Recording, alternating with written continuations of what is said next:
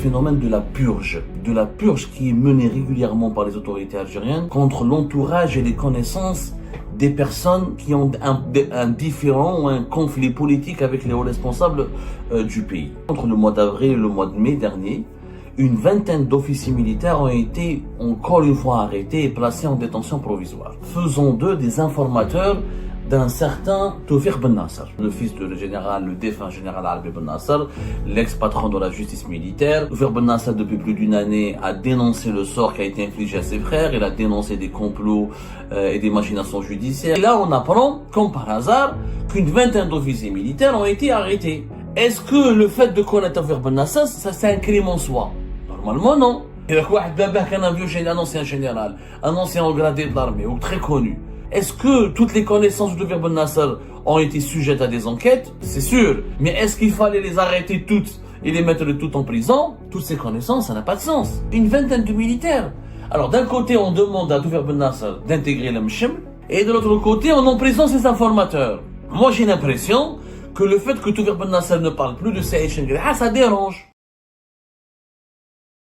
Il y a un phénomène extrêmement problématique qui m'interpelle moi personnellement et qui devrait interpeller toutes les Algériennes et les Algériens, c'est ce phénomène de la purge qui est menée régulièrement par les autorités algériennes contre l'entourage et les connaissances des personnes qui sont liées, l'entourage proche des personnes qui ont un différend ou un conflit politique avec les hauts responsables du pays. Récemment, nous avons découvert au cours de nos investigations qu'au cours du mois de mai, entre le mois d'avril et le mois de mai dernier, une vingtaine d'officiers militaires ont été encore une fois arrêtés et placés en détention provisoire. Et cette vingtaine de militaires ont été arrêtés sur la base de soupçons et d'accusations faisant d'eux des informateurs d'un certain Toufir Ben Nasser. Tout le monde connaît maintenant Toufir Ben Nasser, on en a parlé beaucoup sur Algérie Part, le fils du général, le défunt général Albi Ben Nasser, l'ex-patron de la justice militaire, qui a deux de ses frères en prison depuis avril 2024, maintenant, depuis plus d'une année, qui sont Boualem Ben Nasser, le colonel Boualem Ben Nasser, ancien officier des services secrets algériens, de la DDSE, l'enseignement extérieur, qui était consul d'Algérie à Alicante, qui a travaillé comme chef de bureau de sécurité au consulat d'Algérie à Bobigny, et qui a travaillé auprès de l'Union africaine, au Sahel, au Mali, par exemple. L'autre frère, c'est de Toufir Ben Nasser qui est en prison, Nasser Ben Nasser, qui est un officier de la police judiciaire. Toufir Ben Nasser, depuis plus d'une année, a dénoncé le sort qui a été infligé à ses frères. Il a dénoncé des complots et des machinations judiciaires. Il a fait des révélations sur le train de vie d'un certain nombre de responsables de l'institution militaire. Ensuite, il s'est ravisé, puisque récemment, il y a de cela plus d'un mois plus exactement, il a présenté des excuses on en a parlé sur Algérie Part, il a présenté des excuses à Saïd Chengriha, le chef d'état-major de l'armée nationale et populaire, parce qu'il avait estimé qu'il lui avait manqué de respect, qu'il a touché à la dignité de sa famille, etc. Franchement, il a reconnu son tort, il a présenté des excuses. Donc, ce geste-là aurait pu être interprété comme une main tendue dans le cadre d'un processus de réconciliation. C'est ce que tout le monde avait pensé. On en a parlé, voilà, c'était au mois de mars 2025. Le 17 mars 2025, on a même fait une émission concernant les aveux touchants et les excuses de Toufir Ben Nasser. On en a parlé, on a expliqué comment ces excuses interviennent à la suite d'une longue croisade menée contre le chef de l'institution militaire, une croisade ponctuée par des calomnies, des violations de sa vie privée. Toufir Ben Nasser s'est remis en cause, il a reconnu qu'il a été instrumentalisé, qu'il a été aveuglé par ses frustrations, par ses doutes et par sa révolte et sa rage à cause du sort de ses frères qui sont emprisonnés dans une affaire judiciaire totalement opaque et incompréhensible pour le moment et très complexe depuis plus d'une année. Il a dit voilà, moi je veux juste la libération de mes frères et dans cette lutte pour la libération de mes frères, j'ai commis des erreurs, je m'en excuse. À l'époque, et j'en avais parlé avec M. Toufir Ben Nasser, je l'avais interviewé, je l'avais interrogé là-dessus, je lui avais posé des questions, il m'avait reconnu, il était disposé à faire part, il était disposé à participer au dispositif de l'Mchem, la fameux dispositif de l'initiative de rassemblement ou du renforcement de l'unité nationale, qui permet aux autorités algériennes d'accorder une grâce ou d'accorder, de réhabiliter les droits de réhabiliter les personnes considérées comme dissidentes ou subversives et de réhabiliter leurs droits civiques et politiques et de les gracier comme un cadre, c'est un processus de réconciliation nationale. On en a déjà parlé, le Michel, qui permet à des dissidents établis à l'étranger de rentrer chez eux en Algérie et tout en bénéficiant d'une réhabilitation juridique et politique à condition qu'ils renoncent à leurs activités considérées par les autorités algériennes comme subversives et dangereuses ou pour l'unité nationale, pour la stabilité du pays ou pour la sécurité du pays.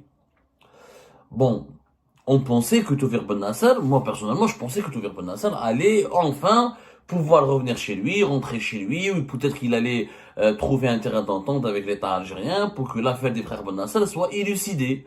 Cette affaire ne fait que trop durer. Et là, on apprend, comme par hasard, qu'une vingtaine d'officiers militaires ont été arrêtés.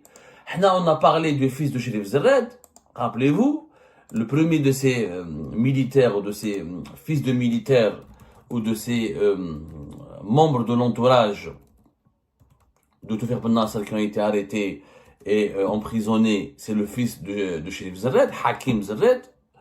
Donc il a été arrêté, on en a parlé sur Algérie Part, ou Marfnesh, quelles sont les causes, et finalement c'est le fils du général-major Chérif Zerred, qui était l'ancien patron du département emploi et préparation à l'état-major de l'armée nationale populaire à l'époque de Gaye Salah, et qui a été condamné à 5 années de prison ferme et qui devait sortir au mois de mai, qui devait être remis en liberté au mois de mai 2025 après avoir purgé sa peine de 5 ans, parce qu'il a été emprisonné en 2020. Le fils du général-major Chérif Zerred, Hakim Zerred, a été placé en détention, soit selon nos informations, parce qu'on le soupçonne d'être un informateur à Taoufik Ben Nasser. Alors que moi j'ai posé la question à Taoufik Ben Nasser, je lui ai dit est-ce que vraiment c'était un des informateurs? Parce qu'à Alger, les excuses de Taoufik Ben Nasser ont suscité une certaine controverse parce que certains lobbies malveillants ont fait propager une information selon laquelle Taoufik Ben Nasser aurait vendu ses sources, aurait donné ses sources en échange pour négocier la libération de ses frères et pour négocier le retour dans son pays natal, le retour en Algérie, son retour dans son pays, le retour à Alger, auprès de sa famille. Moi, j'ai posé la question sincèrement de Ben Nasser, il m'a démenti catégoriquement. Il m'a dit, moi, j'ai jamais donné mes sources, je ne donnerai jamais mes sources. Je ne pourrais pas accepter que des personnes qui ont communiqué avec moi se retrouvent emprisonnées pendant de longues années à cause de moi. Je pourrais jamais vivre avec cela. Ma conscience ne l'acceptera pas. Et puis, voilà, moi, je demande juste la libération de mes frères et Chérif Zerred, il m'a jamais donné une quelconque information. Le fils de Chérif Zerred, qui s'appelle Hakim Zerred. Hakim Zerred, il est bien placé à Alger. Selon nos investigations, il opérait dans l'installation des caméras de surveillance. Il avait même démarché avec la présidence de la République. Donc c'est quelqu'un qui était digne de confiance. S'il n'était pas digne de confiance, s'il ne faisait pas l'objet d'une enquête qui garantissait son innocence ou sa déconnexion totale de ces milieux subversifs, est-ce qu'on lui aurait donné un marché auprès de la présidence algérienne pour installer des caméras de surveillance? Ça m'étonnerait. Bon. S'il n'y avait que le fils de Chérif Zerred, on aurait pu croire à une erreur de tir, à une opération de vengeance, ou peut-être à d'autres motivations judiciaires, ou pour d'autres motifs politiques. Mais il n'y a pas que le fils de Chérif Zerred qui a été arrêté. Nous avons appris par exemple qu'un général à la retraite qui s'appelle le général Dif, qui était l'ancien directeur de la caisse militaire, qui était situé à Belaknoun, je crois, qui est situé maintenant à Bnimsouz, et qui relève du département du fameux et délicat département de l'action sociale du ministère de la Défense nationale. Il travaillait sous la coupe du général-major Dahmani, Zerrouk Dahmani. Le général Dif, il a été placé sous mandat de dépôt au même moment que le fils du général-major Chérif Zerred, c'est-à-dire au début du mois de mai 2025. Au même moment, le général Dif, qui était collaborateur, le bras droit du général-major Zerrouk Dahmani, qui est le patron par définition depuis de très nombreuses années du département de l'action sociale du ministère de la Défense nationale.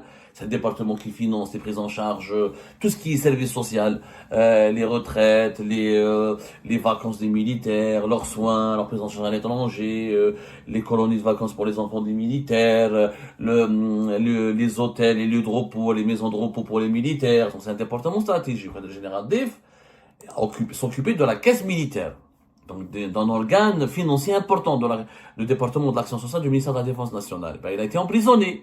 Pourquoi? Parce qu'il connaît, il aurait été l'informateur de Ben Nasser, Taoufik Ben Nasser. La même chose, je pose la question à Toufer Ben Nasser, je lui dis, est-ce que ça a été fait c'est ton informateur? C'est ce qu'on dit. Il m'a démenti, par contre, il l'a reconnu, il m'a dit, je le connais. C'est un ami à la famille. Et bah, pourquoi c'est un ami à la famille? Parce que Ben Nasser, la famille Ben Nasser, leur père, l'Arabie Ben Nasser, n'était pas n'importe qui. Comme il était parmi l'ancien patron de la justice militaire, il était procureur de plusieurs tribunaux, de plusieurs cours de justice au sein de l'armée. Donc, les Ben Nasser connaissent beaucoup de monde. Est-ce que le fait de connaître Toufer Ben Nasser, ça c'est un crime en soi? Normalement, non. Et un vieux général, un ancien général, un ancien haut gradé de l'armée, ou très connu. Est-ce que le fait de l'avoir connu, d'être ses voisins, d'être un de ses connaissances, les militaires entre eux, ils se connaissent. Ils vivent dans des quartiers ensemble, dans des zones ensemble, quelquefois ils passent des vacances ensemble, ils font les mêmes écoles.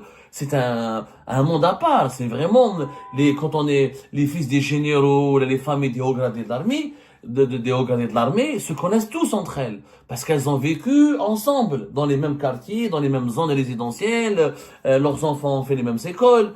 Donc, est-ce que toutes les connaissances de Toufer Ben Nasser ont été sujettes à des enquêtes? C'est sûr. Mais est-ce qu'il fallait les arrêter toutes et les mettre toutes en prison? Toutes ces connaissances, ça n'a pas de sens. Nous avons découvert aussi, au cours de notre enquête, qu'un autre militaire, un colonel médecin, qui travaille à l'hôpital militaire de Ain Naja, il s'appelle Ahmed Boulemarqa, qui est le neveu de la fameuse Hasiba Boulemarqa. C'est un médecin, endocrinologue. D'après nos informations, le le mandat de dépôt. Pourquoi? Parce qu'il aurait été l'un des informateurs de M. Toufer Ben Nasser. C'est la même chose. Le neveu de Hasiba Boulemarqa, le colonel Habib Boulemarqa, pas Habib, comment il s'appelle son nom? Ahmed Boulemarqa. Le colonel Ahmed Boulemarqa est un ami à Toufer Ben Nasser. Effectivement, ils se connaissent depuis des années. Pourquoi? Parce que Toufer Ben Nasser, quand il était en Algérie, il était un businessman, il était un entrepreneur, il a travaillé dans la pharma, il vendait des dispositifs médicaux aux hôpitaux militaires. Donc il connaissait un certain nombre de médecins avec lesquels il a créé des affinités personnelles et qui sont devenus plus tard des amis à lui. Mais est-ce que Ahmed Boulemarqa est un de ses informateurs? Il n'y a pas de preuve, il n'y a rien. Bon, en tout cas, de Toufer Ben Nasser, il dément. Vous allez me dire, faut pas croire Toufer Ben Nasser sur parole. Oui, mais il y a quand même des dérives et des abus dangereux.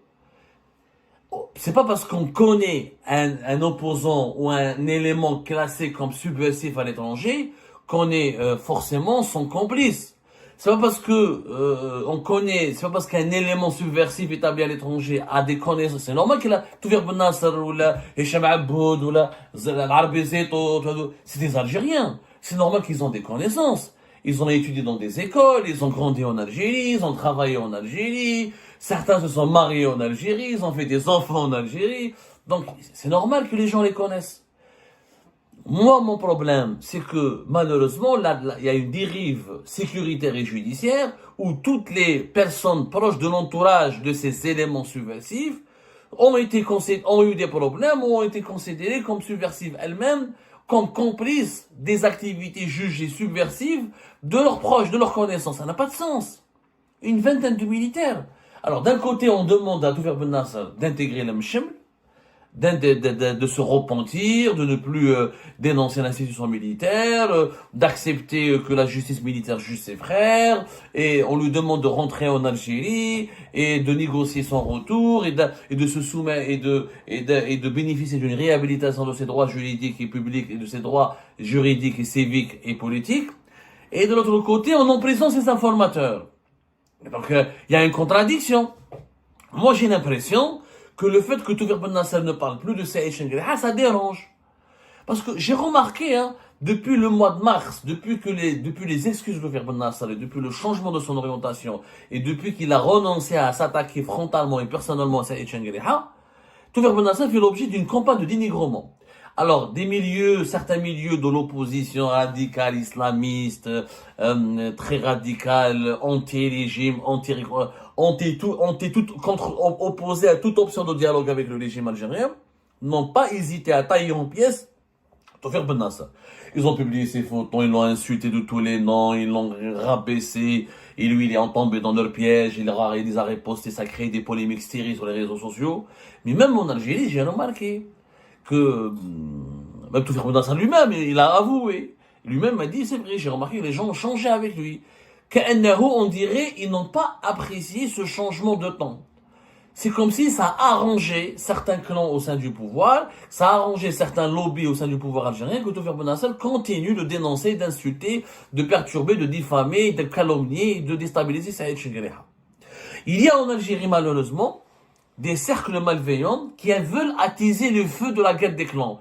Ça la fitna, ils se nourrissent de la fitna. Il y a certains cercles qui se nourrissent de la fitna, qui se nourrissent de la guerre des clans, qui se nourrissent des tensions au sein du système, parce que ces tensions et ces problèmes leur permettent d'exister, leur donnent même c'est quelque part leur gagne-pain. Plus il y a des tensions au sein de l'État, plus ces gens-là peuvent parasiter, peuvent faire des interventions, peuvent profiter de certains privilèges, peuvent prendre des avantages, parce qu'un jour ils sont avec tel clan, l'autre jour ils font un autre clan, et ces cercles malveillants sont extrêmement dangereux. Et je pense qu'il fallait se réjouir que Tawfiq Ben Nasser arrête d'insulter les chefs d'état-major de l'armée. Ça ne fait pas plaisir. Quel est l'Algérien qui peut être heureux de voir sur les réseaux sociaux le fils d'un défunt général, et pas n'importe lequel, Habib Ben Nasser, qui a été l'une des figures de la justice militaire du pays, il insulte, il diffame, il s'en prend, il dénonce, il attaque l'actuel chef d'état-major de l'armée. Il fallait voir comment les Marocains, les Tunisiens, les Égyptiens, les Français, comment les étrangers étaient ébahis, hallucinés face à ces révélations, à ce ménage, à des scènes de ménage pratiquement, à ce linge sale qui se lavait en plein public, et comment l'institution militaire algérienne était traînée dans la boue. Moi, je dis la vérité. Moi, en tant qu'Algérien patriote, soucieux de l'intérêt général de son pays, je n'ai pas envie, ça ne me fait pas plaisir, et ça me blesse de voir que certaines institutions que je pourrais qualifier de névralgiques, pour ne pas dire sacrées, pour la stabilité du pays, soient traînées dans la boue, salies, déshonorées par des polémiques personnelles où il n'y a que des insultes et des injures. Mais maintenant, je ne comprends pas. Alors, pourquoi, d'un côté, j'ai l'impression qu'on veut provoquer Tawfiq Ben Nasser. J'ai l'impression qu'on veut relancer, j'ai l'impression qu'on veut amener Tawfiq Ben Nasser à réinsulter, à redéfamer, à relancer ses attaques directes contre Saïd Chengriha. Il y a des cercles qui n'ont pas apprécié que l'institution militaire ne soit pas attaquée. Je le dis en toute honnêteté. Je n'ai pas encore identifié ces cercles-là avec exactitude. Nous sommes en train de mener une enquête. On va essayer de les identifier. Mais d'ores et déjà, je demande aux autorités militaires, de la justice militaire, de faire preuve de lucidité et de rationalité et de revoir les dossiers de ces militaires qui ont été emprisonnés parce qu'ils auraient été les informateurs de Tawfiq Ben Nasser. Je trouve cela arbitraire.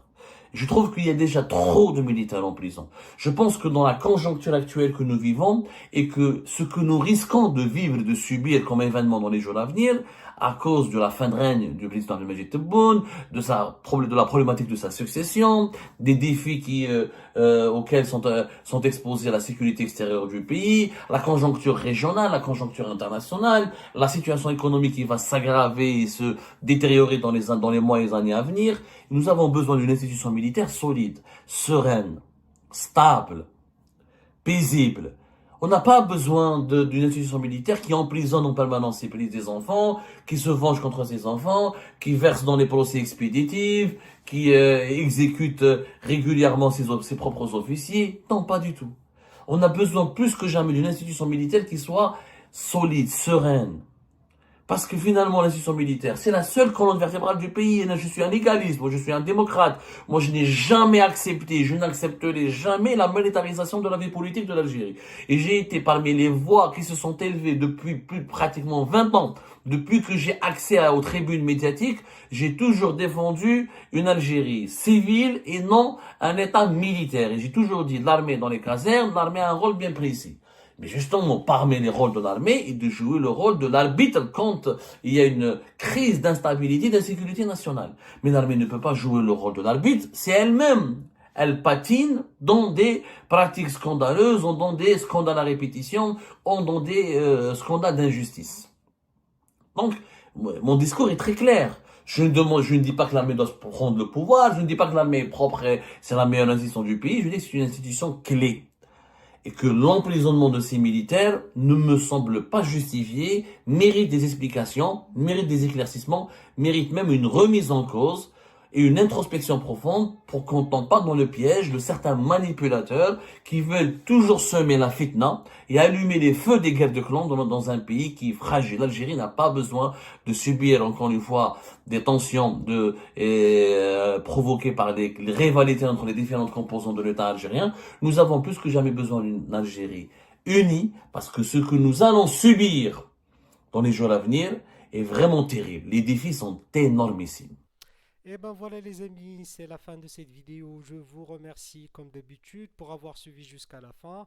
N'oubliez pas de nous laisser vos commentaires et vos réactions sur le sujet de cette vidéo et de vous abonner à la chaîne si vous n'êtes pas encore abonné. Donc voilà, je vous remercie encore une fois pour votre soutien et pour les discussions que vous menez dans la section des commentaires. C'est vraiment très intéressant. Et je tiens surtout à vous demander juste de respecter un petit peu le cadre des discussions et de ne pas verser dans l'animosité, et dans l'insulte ou dans la calomnie. Donc voilà, merci beaucoup et à la prochaine dans une nouvelle vidéo. Au revoir.